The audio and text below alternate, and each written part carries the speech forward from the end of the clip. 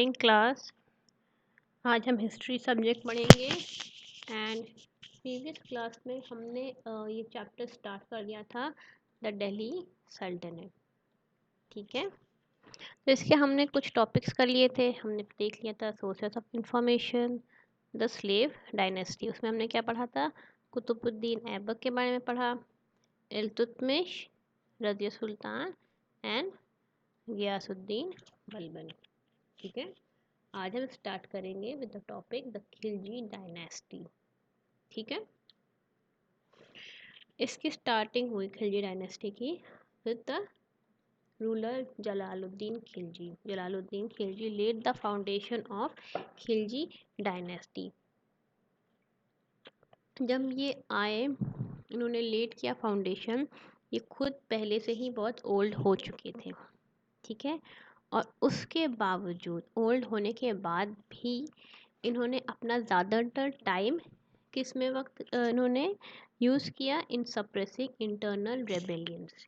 Internally बहुत rebellions चल रहे थे, बहुत ही रेबल्स, इनके इंटरनल रेबेलियंस बहुत हो रहे थे। ठीक, तो उसमें इनका ज़्यादातर टाइम चला गया और उसके बाद ये he was already very old. ठीक है, उसके बाद क्या हुआ देखिए, बहुत ही कम टाइम के लिए, ओनली फॉर 6 years ही रूल्ड ना, and he started the Khilji dynasty. ठीक है, 1290 to 1296 CE. In 1296 CE, he was assassinated by his nephew Alauddin Khilji, who became the Sultan. ठीक, अब आए Alauddin Khilji. Alauddin Khilji was the first Turkish Sultan to build an empire in India. ठीक है, ये आपको याद रखना है, he was the first Turkish Sultan. He was brilliant general and a shrewd administrator. Under him, the Delhi Sultanate witnessed a period of territorial expansion. ठीक है, इन्होंने इसमें देखा क्या, दिल्ली को एक्सपैंड करना स्टार्ट किया। ठीक है, his first campaign was against Gujarat. He may have been attracted by its tremendous wealth and prosperity of its maritime trade. ठीक है, यहाँ पे गुजरात में मैरीटाइम ट्रेड होता है, because it's along the coast line. ठीक है, तो इसलिए ये अट्रैक्ट हुआ towards Gujarat. Alauddin then went on to seize Malwa in west, Ranthambore, Chittor and Jalore in Rajasthan.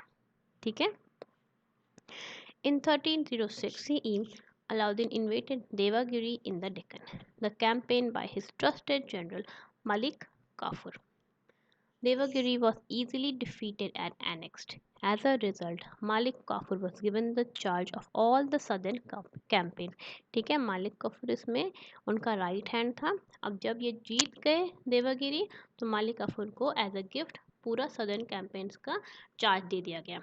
ठीक है, his armies went on to subdue Warangal and the Hoysala kingdom. The campaign earned the Sultan a huge booty. ठीक है, तो ये one of the important event था of his dynasty. Alauddin did not bring all these territories under his direct control.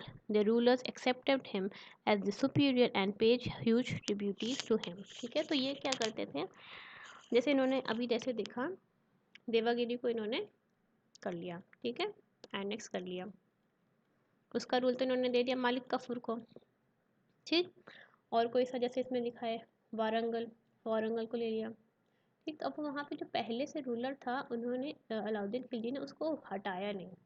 ठीक है, ज़रूर अलाउद्दीन खिलजी ने वारंगल को एनेक्स कर लिया, उसको रूल करना स्टार्ट कर दिया, मगर वहाँ के रूलर को हटाया नहीं। उसके बजाय इन्होंने क्या किया, रूलर इनको ह्यूज ट्रिब्यूटीज देना स्टार्ट कर दिए। ठीक है, तो डायरेक्टली रूल नहीं करते थे, मगर इनडायरेक्टली इन्होंने रूल करना स्टार्ट कर दिया। Alauddin Khilji kept the nobility under his control with the help of his system. He was against excessive indulgence and banned wine parties among nobles. He himself stopped drinking wine. ठीक है, wine drink करने के खिलाफ थे ये। He died in 1316 CE. His death hastened the end of the Khilji dynasty and paved the way for the rise of Tughlaqs. ठीक है, इनके डेथ के बाद खिलजी डायनेस्टी का एंड हो गया। ठीक है, तो इसमें सिर्फ दो रूलर्स थे, Jalaluddin Khilji and Alauddin Khilji. No. Case study में देखते हैं द तुगलक डायनेस्टी, ठीक है, तुगलक आए after the Khilji dynasty ended. Tughlaq dynasty lasted for close to 100 years. ठीक, it produced powerful sultans like Mohammad bin Tughlaq and Firoz Shah Tughlaq. आपने ये शायद नाम सुना होगा, they were very powerful sultans. पहले कौन है? गियासुद्दीन तुगलक इन 1320 to 1324 CE। Ghiyasuddin was the first ruler of the dynasty, ठीक है, फर्स्ट रूलर थे। He was an efficient military commander. He suppressed rebellion and consolidated the sultanate. He succeeded by Jona Khan, who took the title of Muhammad bin Tughlaq, ठीक है। मोहम्मद बिन तुगलक का real नाम था जोना खान। फिर आए मोहम्मद बिन तुगलक और Jauna Khan. Muhammad bin Tughlaq was a very powerful ruler. Ibn Battuta the Moroccan traveller gives a lot of information about his reign, ठीक है। इब्न बतूता कौन थे? एक ट्रैवलर थे जो लिखते थे अपने अपने डिटेल ये सब लिखते थे ये कि क्या क्या हो रहा है, क्या क्या रूलर्स ने क्या क्या रूल अपने इस्टेब्लिश किया, उसमें क्या क्या उनकी लॉज हैं, कैसे ये लोगों को देख रहे हैं, ठीक है, कौन कौन से स्टेट्स इन्होंने एनेक्स किया है, तो ये इब्न बतूता अपने राइटिंग्स में लिखते थे। तो इब्न बतूता ने कई बारे में लिखा है मोहम्मद बिन तुगलक के बारे में, उनके रेन के बारे में। He gives the reference that the Sultan had great ideas and plans that failed because the common people could not understand. Some of his plans were as follows, ठीक है। अब आप ध्यान से सुनो कि ऐसे कौन कौन से प्लान्स थे जो कि फेल हो गए, जबकि Muhammad bin Tughlaq was a great leader, इनके अच्छे आइडियाज थे मगर कॉमन लोग इसको समझ नहीं पाए, ठीक है। First is taxation in the Doab. To increase revenue collection, the Sultan raised the land tax in the Doab region at a time when the entire region was in the grip of famine, ठीक है, पहले से ही वहाँ पे famine थी और वहाँ पे इन्होंने टैक्स बढ़ा दिया in the Doab reason.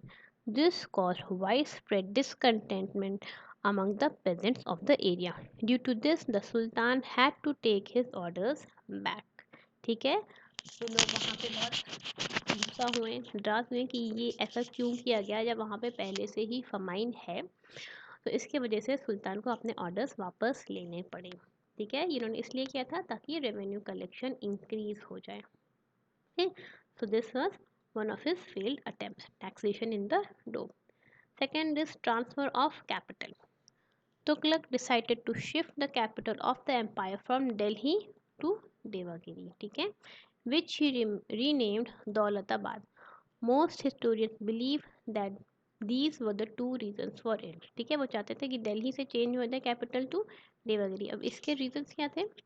First, the Sultan felt that he would be able to control and administer the empire better from Daulatabad since it was located in the center of the empire. ठीक, ये हुआ first reason. Second, the Mongols were a constant threat to Delhi. Daulatabad would be safe from Mongol attacks, ठीक है, Mongol से बचना चाहते थे और एडमिनिस्ट्रेशन बेटर हो जाता दौलताबाद से और देवागिरी से। तो इसी वजह से ये चाहते थे कि दिल्ली से चेंज हो जाए देवागिरी में और दौलताबाद में चेंज हो जाए capital. However, he was forced to return to Delhi as it was too difficult to control Delhi while sitting in Daulatabad, ठीक है। तो इनको ये भी अपना डिसीजन वापस लेना पड़ा। Okay. Third, introduction of token currency. ये बहुत ही फेमस इनका एक डिसीजन था, introduction of a token currency. In 1329 Muhammad bin Tughlaq introduced a token currency. However, people began forging the copper coins in large numbers for exchange.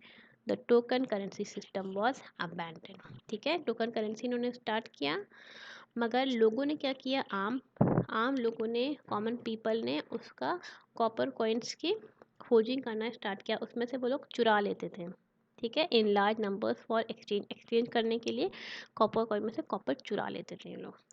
The token currency system को भी वापस ले लिया गया। Third failed attempt of Muhammad bin Tughlaq. Fourth, Qarachil expedition. To secure the northern frontiers of the Sultanate, Muhammad bin Tughlaq sent an army to the Kangra region, modern Himachal Pradesh.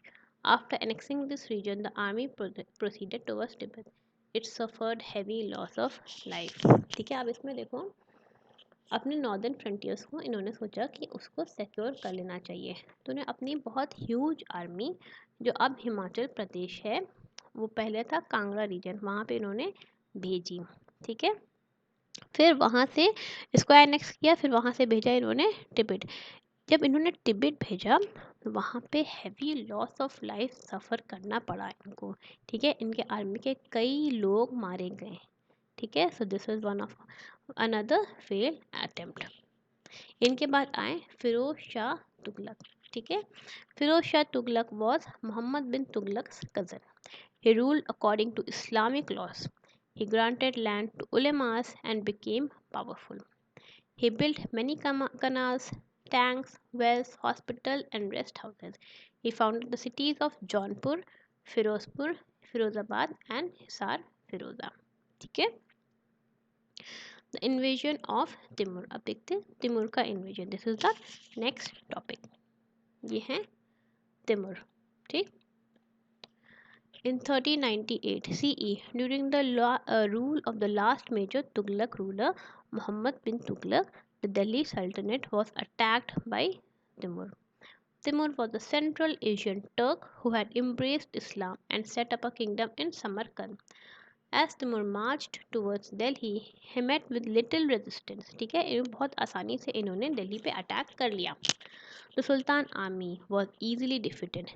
Timur entered Delhi. अब इससे क्या start हो गया? Invasion of Timur had started, and the city was destroyed and was left in ruins.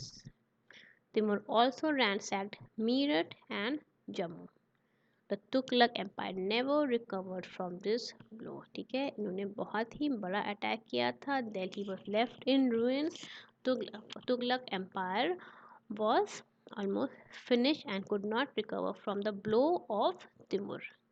ठीक है, next the Sayyids and the Lodis. उसके बाद आए Sayyids and the Lodis. The rule of the Tughlaqs was followed by that of Sayyids and the Lodis. This rule lasted for little more than a century from 1414 to 1526 CE. ठीक है, और इनका कितना rule था तुगलक्स का? ऑलमोस्ट क्लोज टू 100 ईयर्स, और इनका सैयद्स का more than a century. ठीक है, Sikandar Lodi was one of the better known rulers of the Lodi dynasty. Under him the Delhi Sultanate extended from present day Punjab to Bihar. ठीक है, इतना बड़ा इन्होंने उसको expand कर लिया था दिल्ली को। He was an able administrator and encouraged trade and commerce. He shifted the capital of the Sultanate from Delhi to Agra। ठीक है, इन्होंने शिफ्ट कर लिया था सल्टनेट आगरा को। उनके बाद आए Ibrahim Lodi. He was the last sultan of the Delhi Sultanate. He has been described as an arrogant man. ठीक, यहाँ पे जहाँ पे सिकंदर लोदी को बहुत अच्छा समझा जाता था, ठीक है, उनको बहुत एबल एडमिनिस्ट्रेटर समझा जाता था, मगर इब्राहिम लोदी को समझा जाता था कि he was an arrogant man who treated the Afghan noble with little respect. The nobles revolted and invited Babur. ठीक है, इसकी वजह से आप कुछ तो कॉन्सिक्वेंसेस होनी ही थी। अगर आप रिस्पेक्ट नहीं दोगे तो आपको रिस्पेक्ट नहीं मिलेगी। ठीक है, this is a simple rule. The nobles revolted and invited Babur. Taking advantage of the situation Babur invaded India. ठीक है, इसी के वजह से बाबर इंडिया में आए। He defeated and killed Ibrahim Lodi in the first battle of Panipat in 1526 CE. It is a very famous battle. ठीक है, इस बैटल ऑफ पानीपत के ही वजह से मुगल का रूल स्टार्ट हुआ in India. The Afghan nobles who were hoping that Babur would hand back the empire to them and return to Kabul were disappointed. He stayed on and founded the Mughal rule in India. ठीक है, अब यहाँ देखिए nobles ने ही बुलाया था बाबर को कि आप इब्राहिम लोदी को जो should teach him a lesson. ठीक, अब वो चाह रहे थे अफगान नोबल्स कि जब इब्राहिम लोदी को इन्होंने किल कर दिया है तो ये वापस चले जाए अफ़गानिस्तान। ठीक है, एंड रिटर्न टू काबुल। मगर जो अफ़गान नोबल्स थे वो डिसअपॉइंट हो गए क्योंकि बाबर स्टे किया इंडिया में और उन्होंने स्टार्ट किया अपना मुग़ल रूल। ठीक है, in Delhi he started the Mughal rule. ठीक है, आज की क्लास हम यहीं तक रखते हैं। नेक्स्ट क्लास में पढ़ेंगे एडमिनिस्ट्रेशन अंडर द दिल्ली सल्तनत और फिर हमारा चैप्टर हो जाएगा कंप्लीट। ठीक है, आज हमने कौन कौन से टॉपिक्स कंप्लीट किए? आज हमने कंप्लीट किया the Khilji dynasty, the Tughlaq dynasty, the invasion of Timur, the Syed and the Lodi and administration under the administration under the Delhi सल्तनत अब हम नेक्स्ट चैप्टर में करेंगे, नेक्स्ट क्लास में करेंगे सॉरी। ठीक है, आई होप आज की क्लास आपको समझ में आई होगी। कहीं भी कन्फ्यूजन होगा तो आप मुझे कांटेक्ट कर लीजिएगा, मुझसे पूछ लीजिएगा। Okay, goodbye class.